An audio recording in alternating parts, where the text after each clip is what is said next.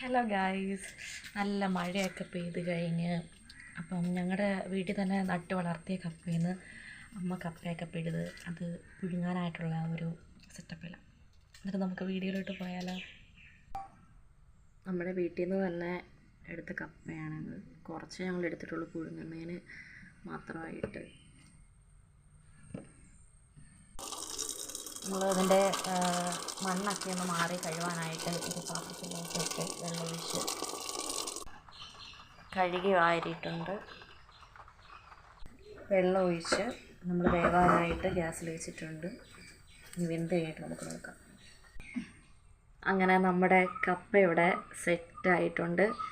ഞങ്ങൾ മുളക് ഉടച്ചില്ല, മീൻകറി ഉണ്ടായതുകൊണ്ട് അതാണല്ലോ കോമ്പിനേഷൻ. അങ്ങനെ അമ്മ ചായ ഇട്ട് വെച്ചിട്ടുണ്ട് ഇവിടെ. ഞാൻ കഴിക്കാൻ പോവാം. അപ്പോൾ അത്രയേ ഉള്ളൂ.